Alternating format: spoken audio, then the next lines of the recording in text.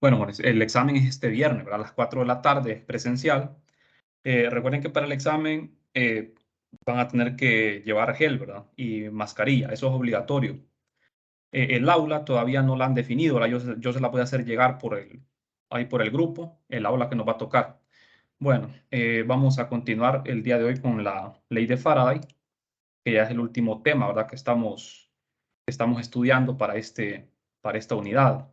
Creo que en la última clase estábamos viendo un problema, ¿verdad? Un ejercicio sobre un medio en movimiento.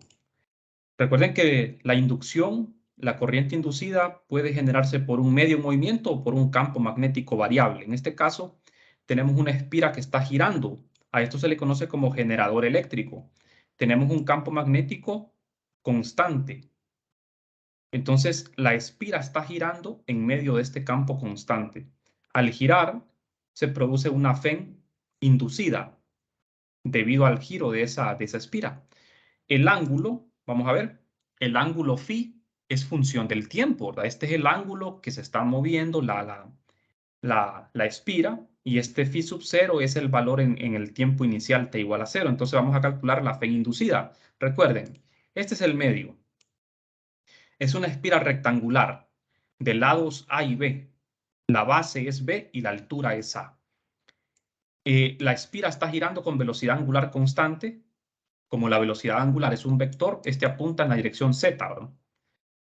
Bueno, y este vector R localiza un punto de la espira con respecto al origen de coordenadas. Entonces, jóvenes, como ven, aquí en esta otra figura ya tenemos la espira girada, un ángulo phi. Este ángulo que giró es en un determinado instante de tiempo. Este vector verde es el vector de velocidad angular, el vector amarillo es el campo magnético constante que apunta en X, y N, el vector rojo, es un vector normal al plano de la espira. Nosotros vamos a calcular flujo magnético, acuérdense, es lo primero. El flujo lo vamos a calcular con esta integral, ¿verdad? Vamos a integrar en el área de la espira un campo magnético constante. Pero recordemos algo muy importante, jóvenes.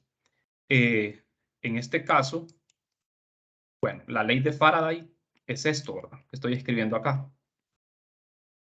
La variación del flujo respecto al tiempo. Estamos. Pero en este caso, el campo magnético es constante. Lo que provoca la FEN inducida va a ser el movimiento del medio. Entonces tenemos que recordar, ¿verdad?, que nosotros tenemos una FEN de movimiento, una FEN producida por un medio en movimiento. Entonces, vean, a lo que me refiero es a esto, miren.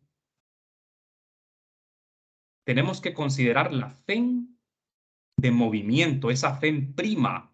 Cuando le colocamos esa prima a la FEN, se refiere a la FEN de movimiento. ¿Estamos? Entonces, aquí son dos integrales. La primera integral es la que tiene que ver con el campo magnético variable, pero el campo magnético es constante, por lo tanto la primera integral es 0. La segunda integral es la que nos interesa, porque esta integral es la que comprende el movimiento del medio. Ahora bien, para resolver el ejercicio nosotros tenemos dos alternativas. Una es la forma general de la ley de Ampère, que es esta. Esta es válida, jóvenes, en toda situación. Ahora, utilizando la FEN de movimiento, pues lo tenemos que hacer así, únicamente considerando la segunda integral. No sé si tienen alguna pregunta, jóvenes.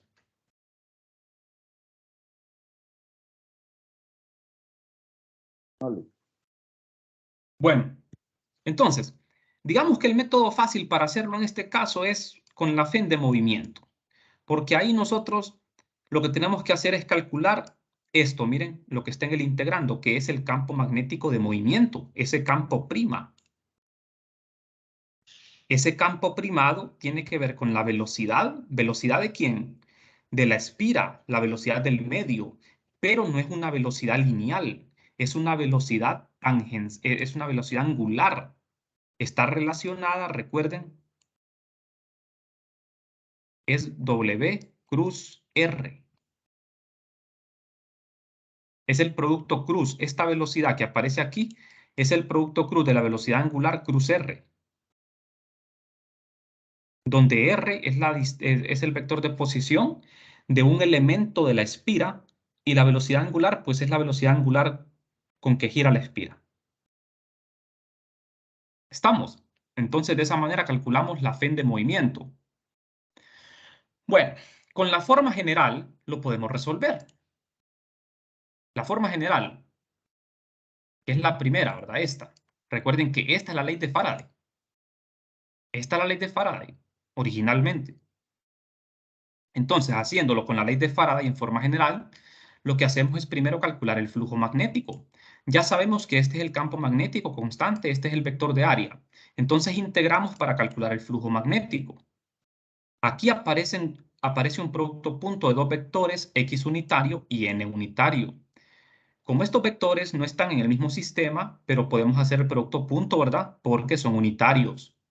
X unitario punto N unitario, jóvenes, es coseno de phi, donde phi es el ángulo entre el vector X y el vector N. Si nos vamos a la figura, ustedes pueden ver, miren, el ángulo entre el vector B y el vector N es phi. El campo magnético va en la dirección de X y N pues tiene una dirección arbitraria. Entonces, la magnitud de estos dos vectores es 1. 1 por 1 es 1, me queda coseno de phi. ¿Estamos? Bueno, entonces, como pueden ver, al hacer el producto punto me queda esto. Bien, entonces, B sub 0 es constante y coseno de phi es constante. No es que el ángulo phi no es constante. Ahí estoy equivocado. No es constante, pero lo que sucede es que en la integral sí es constante, porque vamos a hacer la integral en el área de la espira, jóvenes. En el área de la espira. Vamos a integrar en la superficie, no vamos a integrar en el tiempo. Recuerden que la integral del flujo es en el espacio, no en el tiempo. El ángulo phi, este ángulo depende del tiempo, pero la integral no depende del tiempo. ¿Estamos? Entonces, lo que se integra es en la superficie de la espira, que es una superficie rectangular. ¿Cuál es el área de un rectángulo? Base por altura, A por B. Entonces, sustituyendo quién es phi. Phi ya lo da el problema.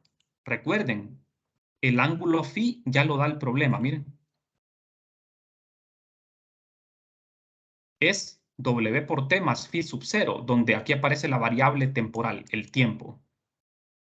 Entonces, ese phi, ese ángulo, se sustituye aquí en el coseno y me queda coseno de WT más phi sub 0. De manera que ya tenemos el flujo. El flujo magnético depende del tiempo. Está variando periódicamente en el tiempo. Entonces ahora, jóvenes, para calcular la Fe inducida con la ley de Faraday, simplemente lo que hacemos es la derivada del flujo respecto al tiempo, pero aquí el signo menos, ¿verdad? Por la ley de Faraday. Entonces lo que toca ahora es simplemente derivar. ¿Estamos? Derivamos para encontrar la Fe inducida. Miren, bastante simple, ¿eh? Se hace la derivada del flujo respecto al tiempo y me queda esto. Aparece un signo menos. Recuerden que en la ley de Faraday va multiplicado por un menos. Entonces me queda menos por menos y eso da más. Entonces la Fe inducida tiene esta forma. Es una Fe variable, pero periódicamente. ¿Qué significa? Que eso me va a producir una corriente inducida alterna, una corriente alterna que está variando su dirección, ¿verdad? Su sentido, está oscilando. ¿Estamos?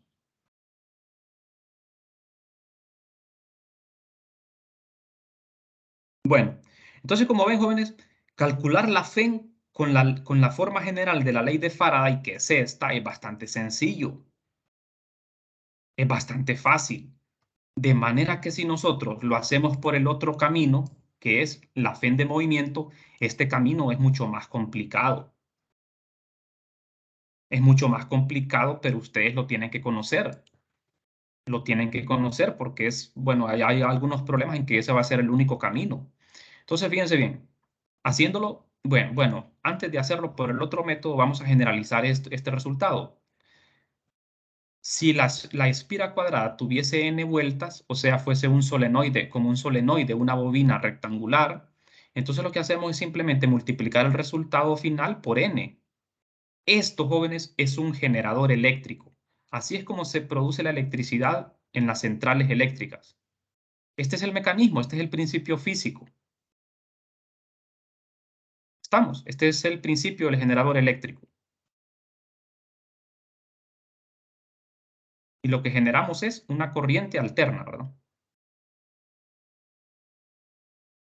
Bueno, entonces, como ven, este es el generador eléctrico, ¿verdad? ¿Qué es un generador eléctrico?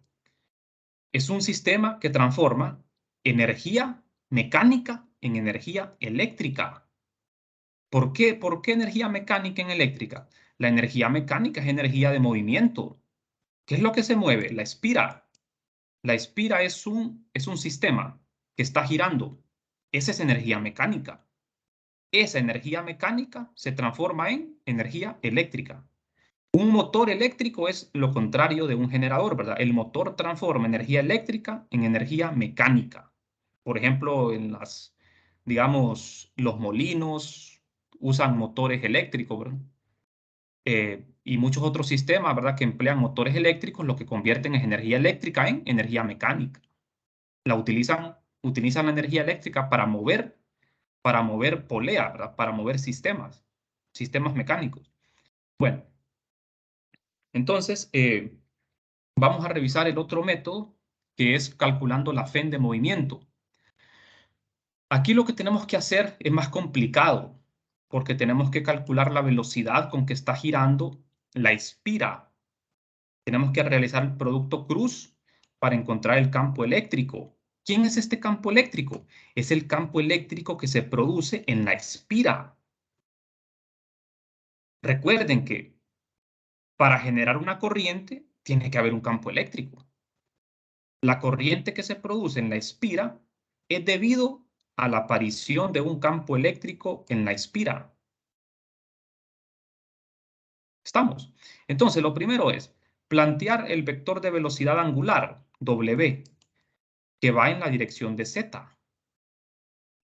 R es un vector de posición de un punto de la espira, un vector arbitrario cualquiera que localice cualquier punto de la espira. ¿Estamos? Entonces, aquí tenemos la espira. El vector R localiza un punto de la espira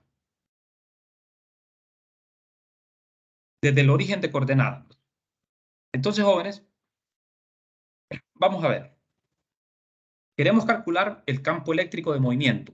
Recordemos que la velocidad que aparece ahí es la velocidad lineal, que tenemos que expresarla en función de la velocidad angular, como el producto cruz de W cruz R.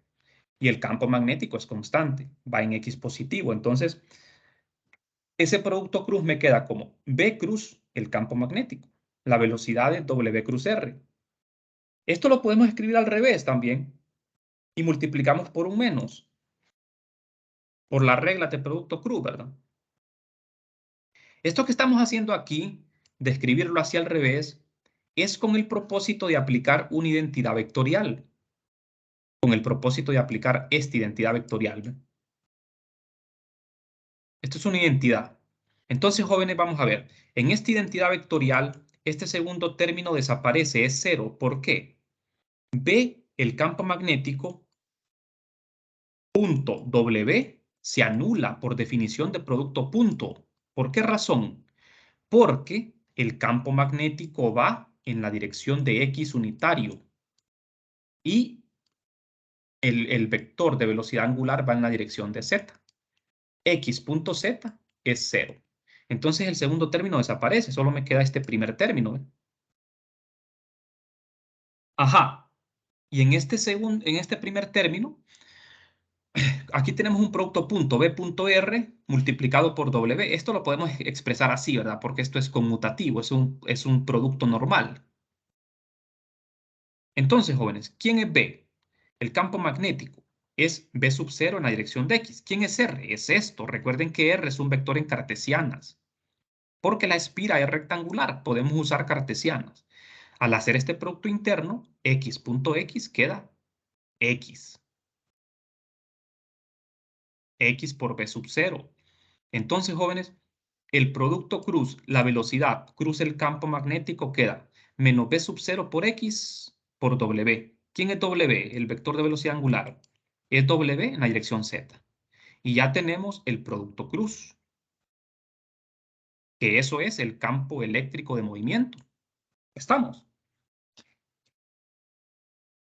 No sé si tienen alguna pregunta hasta el momento, jóvenes.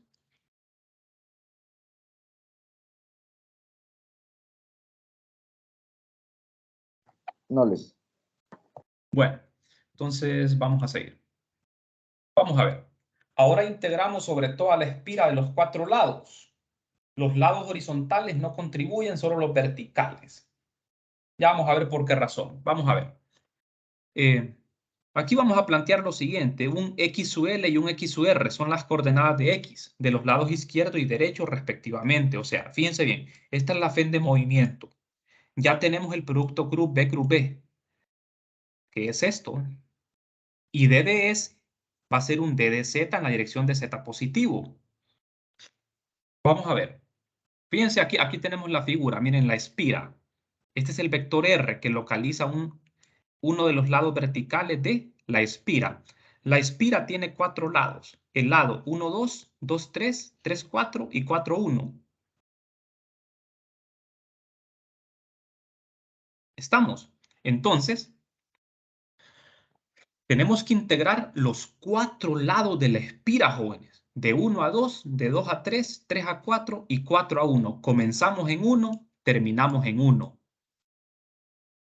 Recuerden que la integral que hacemos, jóvenes, la integral para calcular quiero decir, la FEN de movimiento, se hace una integral sobre un circuito cerrado. Se integra el campo eléctrico de movimiento sobre un circuito cerrado. ¿Quién es el circuito cerrado? Es la espira. Tiene que ser un circuito cerrado.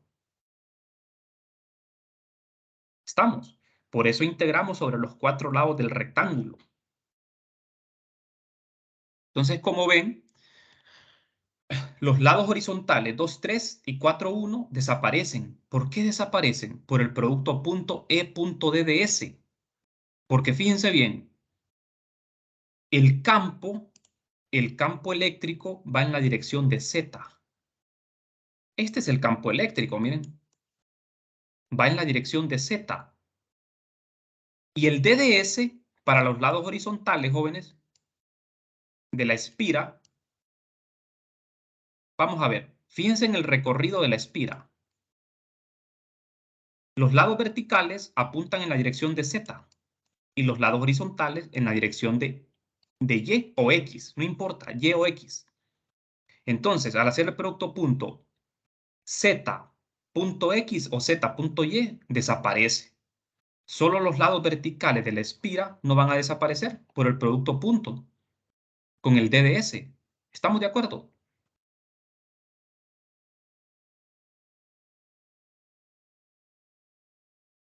Por eso es que estas dos integrales desaparecen. Solo me queda, miren, sustituyo, ¿ve?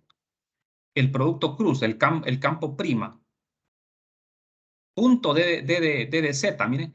Fíjense bien, en la integral que va de 1 a 2, d de z es positivo y en la integral de 3 a 4, el DDS es menos d de z en la dirección Z, porque recuerden el recorrido, miren. Miren el sentido en que se recorre la espira, ¿ven? Aquí vamos en Z positivo, acá vamos en Z negativo. ¿Estamos? Ahora bien, aquí XUR y acá XUL. Eso es porque los lados son diferentes, ¿verdad? Entonces, jóvenes, vamos a ver. Ambos lados verticales se integran desde menos a medios hasta a medios. Si ustedes revisan la geometría, miren, los lados verticales tienen longitud A. Entonces, como la espira está dividida justo en el plano XY, entonces en Z voy a integrar desde menos a medios hasta a medios en Z. Recuerden que la integración es en Z. La variable de integración es Z. Entonces queda esto, miren jóvenes, al terminar de integrar. W por B sub 0 por A por X sub L menos X sub R. Vamos a ver. Entonces, tenemos que llegar al mismo resultado anterior. Entonces, fíjense bien, aquí vamos a hacer un poco de geometría. Fíjense bien, aquí estamos observando el plano XY. Estamos observando desde el eje Z positivo hacia abajo. Esta línea azul que ven ustedes aquí es el corte que le hace la espira al plano XY. El plano XY, miren, o sea, el eje Y está formando un ángulo phi con la espira. Este B medios que tengo aquí, recuerden que el lado horizontal de la espira es de longitud B. Es de longitud B. Entonces voy desde B medios hasta menos B medios. ¿De acuerdo? Ahora bien, fíjense en algo interesante. El eje vertical aquí es el eje X. Este es X sub R y este es X sub L. Miren, la componente X de ese vector de posición R. Entonces, jóvenes, vamos a ver. Haciendo la geometría. Seno de phi. Fíjense en este triángulo, solo en este triángulo, miren. Seno de phi es igual a menos X sub R entre B medios, lado opuesto entre hipotenusa. ¿Por qué? ¿Por qué menos X sub R? Porque está en el eje X negativo. Mientras que el otro seno de phi, acá ve, en el otro triángulo, me queda X sub L entre B medios.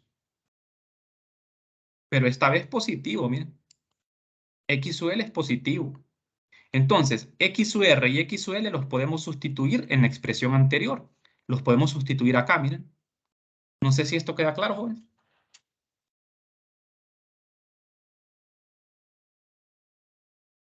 Bueno, entonces, jóvenes, vamos a ver. X sub R es menos 1/2 de B por seno de phi y X sub L es 1/2 de B seno de phi. Entonces, X sub L menos X sub R es B seno de phi. Al hacer esta resta, jóvenes, X sub L menos X sub R, 1/2 de B menos 1/2 de B, eso es B. B por seno de phi. ¿Y quién es phi? Ya sabemos quién es phi, ¿verdad? Entonces, vamos a ver, la fen quedaría así, miren. Recuerden que la fen es esta. Sustituyendo X sub L menos X sub R,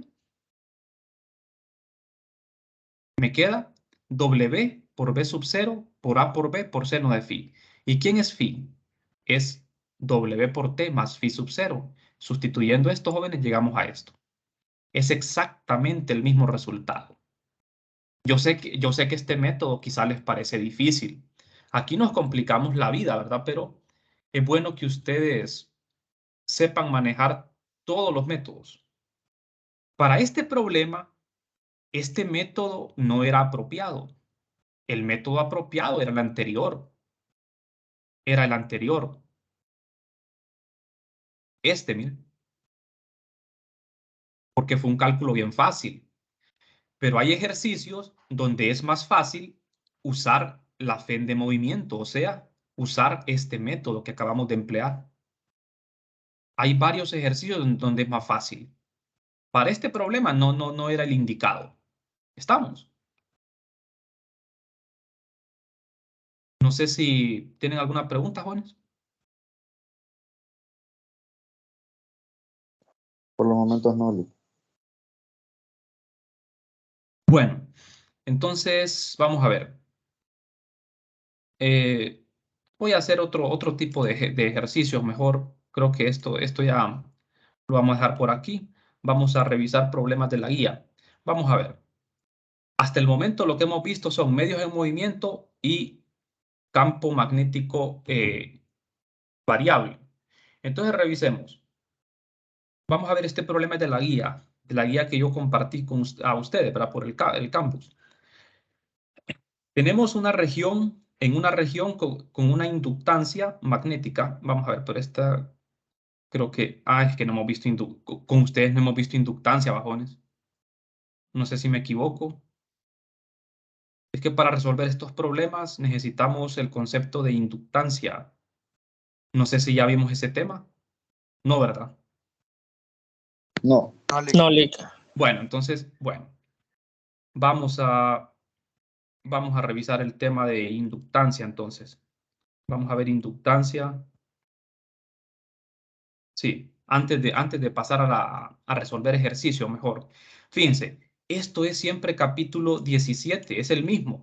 Solo que la inductancia es como, digamos, el análogo, ¿verdad? En 321 de lo que es capacitancia. En 321 nosotros estudiábamos los capacitores. Aquí vamos a estudiar los inductores. Los inductores, el propósito es almacenar energía en forma de campo eléctrico, ¿verdad? En un campo eléctrico. Entonces vamos a ver. Esto es una continuación siempre del tema de la ley de Faraday. Esto está dentro de la ley de Faraday. Entonces vamos. En la inductancia, nosotros vamos a considerar primero una corriente cambiante en una bobina. Si yo tengo una corriente que está variando en una bobina, eso va a inducir una FEN en otra bobina adyacente. O sea, jóvenes, una de las grandes aplicaciones de esto es ¿cómo se llama? El transformador, ¿verdad? Que se utiliza en los postes de la electricidad. Es una de las grandes aplicaciones del tema de la inductancia. Entonces, si yo tengo una corriente cambiante en una bobina, eso me va a inducir una FEN en otra bobina adyacente, o sea, va a inducir una corriente en otra bobina. El acoplamiento entre estas bobinas va a quedar descrito por su inductancia mutua. Aquí vamos a definir dos tipos de inductancia, la autoinductancia y la inductancia mutua. Cuando decimos inductancia mutua nos referimos a que tenemos dos sistemas y cuando hablamos de autoinductancia tenemos un solo sistema. Entonces, una corriente cambiante en una bobina también induce una FEN en la misma bobina, la cual recibe el nombre de inductor. Y la relación de la corriente con la FEN va a estar descrita por la inductancia, también llamada autoinductancia de la bobina. Vamos a definir matemáticamente todo esto. Entonces, jóvenes, en el sistema internacional, la unidad que se utiliza para la inductancia es el Henry. Se escribe así, simplemente como H, el Henry. Bien, en honor al científico, ¿verdad? Joseph Henry. Bien, entonces el flujo magnético lo vamos a poder obtener. Vamos a poder obtener esta propiedad importante que se llama la inductancia, lo cual va a ser únicamente dependiente de la geometría. Fíjense bien, muy interesante porque si ustedes recuerdan, la capacitancia dependía de la geometría del sistema. Lo mismo pasa con la inductancia, va a depender de la geometría que tienen los inductores. No va a depender de la corriente que circula por ellos, únicamente va a depender de la geometría, de la forma. Bueno, entonces aquí vamos a ilustrar un poco la idea. Aquí tenemos dos bobinas, miren, así secciones de bobinas, dos inductores. Tenemos la bobina 1 que tiene N1 espiras y la bobina 2 que tiene N2 espiras. Entonces, ¿qué sucede aquí, jóvenes? Fíjense bien, en la bobina 2 originalmente no existe corriente, pero en la bobina 1 sí. Existe una corriente I sub 1. Entonces, si esa corriente en la bobina 1 está cambiando, el flujo cambia a través de la bobina 2 y se induce una FEN en esta bobina. O sea, vamos a tener corriente inducida en la bobina 2. Y aquí se va a aplicar la ley de Lenz. ¿De acuerdo? O sea, si ustedes establecen una corriente en la bobina 1, pero esa corriente es constante, entonces no va a inducir ninguna corriente en la bobina 2. Pero si la corriente 1 está cambiando, ¿qué va a pasar? El campo magnético que produce la bobina 1 va a estar variando. Visto de otra forma, más sencilla, imagínense esto así. Por ejemplo, yo tengo tengo una bobina aquí. Es un solenoide, ¿verdad? Esta es la bobina 1. Y tengo otra bobina encima. Le podemos llamar a esta la bobina 2. Entonces, si en la bobina 1, que es un solenoide, generamos una corriente, va a aparecer un campo magnético, ¿verdad? Ese campo magnético va a afectar a la bobina 2, así como el campo de un solenoide. Entonces, jóvenes, si la bobina 1 tiene una corriente, tiene un campo magnético, pero lo que sucede es que si esa corriente es constante, este campo magnético también va a ser constante. No vamos a tener una corriente inducida en la bobina 2. Pero si esta corriente en la bobina 1 la estamos variando, el campo magnético va a variar también. Y esa variación del campo magnético hará que en la bobina 2 se produzca una FEN inducida. ¿Estamos? Entonces nuestro propósito es que vamos a calcular una inductancia mutua, porque aquí tenemos dos inductores. La bobina 1 es un inductor, la bobina 2 es otro inductor. Entonces eso va a depender de la geometría de los dos inductores, lo que se llama inductancia. ¿Estamos? Bueno, entonces vamos a continuar. Vamos a ver algunas de las aplicaciones que tiene esto de la inductancia. La inductancia mutua, recuerden, cuando decimos mutua, nos referimos a un sistema de dos o más inductores. También tiene muchas aplicaciones útiles, ¿verdad? Como ser el transformador, usado en los circuitos de corriente alterna, para subir o bajar voltajes. Una corriente alterna variable en el tiempo en una bobina del transformador produce una FEN variable en otra bobina.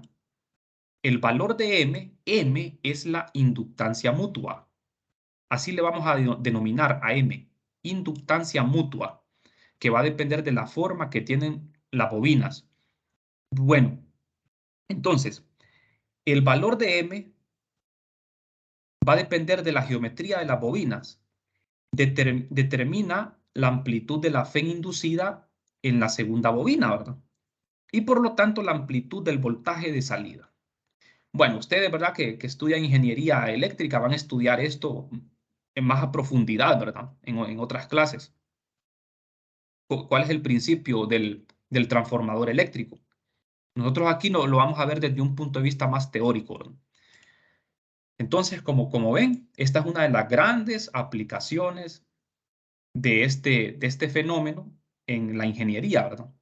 Que es el transformador eléctrico. Pues esos transformadores lo que tienen son dos devanados, ¿verdad? A uno le llaman el devanado primario y a otro el secundario. Entonces lo que se hace aquí es, como en los transformadores, ¿verdad? Lo que se hace es subir o bajar voltaje, ¿verdad? Entonces en una bobina va a circular una corriente y eso va a generar una corriente inducida en la otra bobina, pero una corriente inducida ya sea menor o mayor. Eso va a depender de la cantidad de vueltas que tenga la bobina. Eso va a depender de la cantidad de vueltas. Entre más vueltas tiene la bobina, más corriente, ¿verdad? Entre menos vueltas, menos corriente. Entonces, ambas bobinas tienen que ser de diferente estructura, ¿verdad? Para que esto dé resultado. Bien, entonces esa es una aplicación, lo que es el transformador. Bien, jóvenes, si pasamos a la parte matemática, que es la parte complicada, ¿verdad? Aquí la parte que nos interesa es expresar lo que es la inductancia mutua, así como hacíamos con la capacitancia. Entonces, si nosotros, jóvenes, consideramos dos circuitos, los circuitos C sub J y C sub K, con sus corrientes respectivas I sub J e I sub K. La corriente I sub K va a producir una inducción, un campo magnético inducido en cada punto de la superficie de S sub J. Recuerden, tenemos dos circuitos, circuito K y el circuito J. Entonces, aquí A sub K es el potencial vectorial. Ya vimos el potencial, ¿verdad? Ustedes ya saben que es un potencial vectorial. Este potencial es el que produce el circuito C sub K en el punto R sub J del circuito C sub J. Entonces el flujo a través de C sub J, debido a C sub K, se va a expresar así. En términos del potencial, esto no es nada nuevo. Esto es el flujo magnético en función del potencial vectorial, que ya lo hemos visto. ¿Y quién es el potencial vectorial? Pues eso también ya lo vimos, de manera que se puede sustituir el potencial vectorial aquí. Recuerden que el potencial vectorial es un integral, ¿verdad? Eso nosotros ya lo estudiamos en el capítulo anterior. En este caso estamos considerando un circuito filamental I DDS entre R. De manera que este potencial se sustituye acá y me quedan dos integrales a lo largo de dos circuitos cerrados. Recuerden que esos circuitos representan las bobinas, los solenoides. ¿Estamos? Entonces, jóvenes, el flujo, este flujo magnético, lo podemos escribir también de esta manera. Miren. ¿Qué representa esta notación? El flujo del circuito K sobre el circuito J.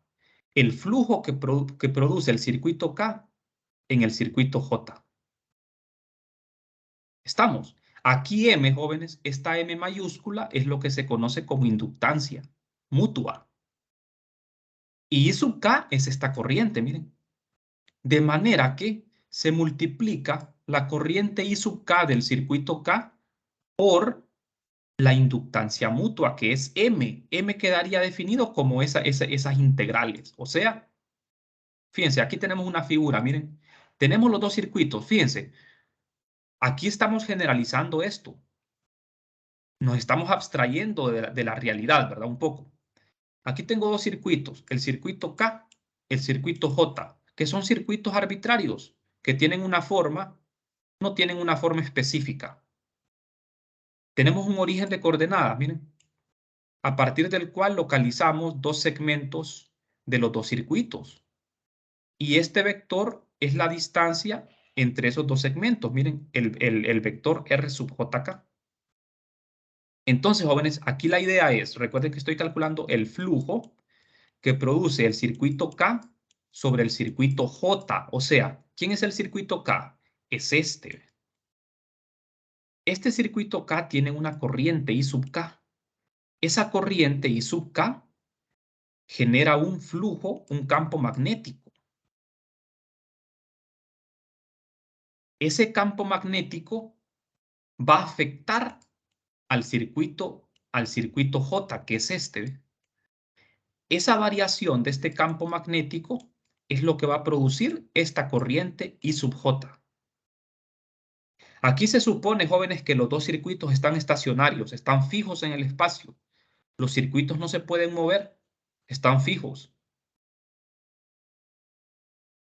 ¿Estamos? Entonces, fíjense bien, la inductancia mutua queda definida como M sub JK.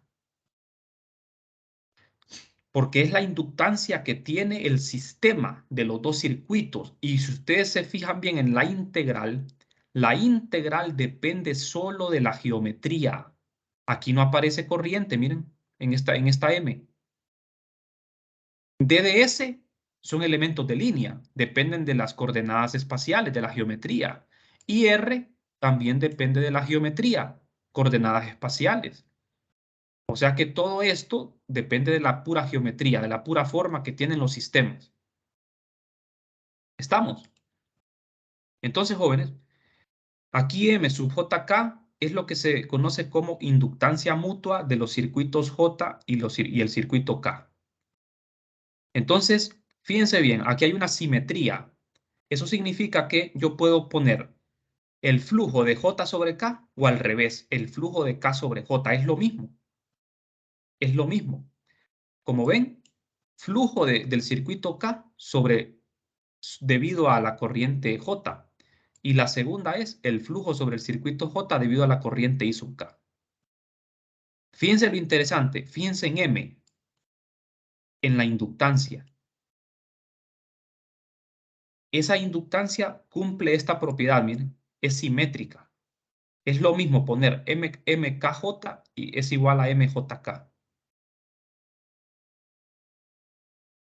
O sea que el flujo magnético me va a permitir calcular inductancia mutua. ¿Se acuerdan ustedes que la capacitancia la calculábamos como la carga entre la diferencia de potencial, verdad? Nosotros calculábamos la diferencia de potencial y la carga y con eso teníamos la capacitancia. Aquí nosotros vamos a calcular el flujo magnético y con la corriente vamos a despejar para M. El propósito aquí es que vamos a despejar para M de esta fórmula, o sea, el flujo entre la corriente. Así vamos a calcular la inductancia mutua. ¿Estamos?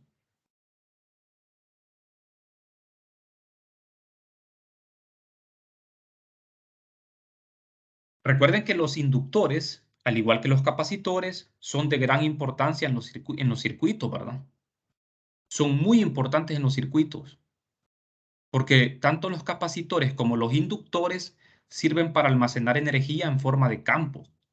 El capacitor almacena energía en forma de campo eléctrico y el inductor almacena energía en forma de campo magnético. Esa energía la pueden liberar. Los capacitores son capaces de liberar la energía contenida en el campo eléctrico y los inductores también son capaces de liberar su energía contenida en forma de un campo magnético. Entonces es muy importante que nosotros conozcamos la inductancia, ¿de acuerdo? Y la capacitancia también, ¿verdad? Bien, jóvenes. Vamos a quedarnos por aquí el día de hoy, vamos a continuar mañana. Traten de ir leyendo bastante sobre esta parte de la inductancia, ¿verdad? Y en general la ley de Faraday para que así podamos avanzar un poco más rápido. Bien, entonces vamos a finalizar por aquí el día de hoy.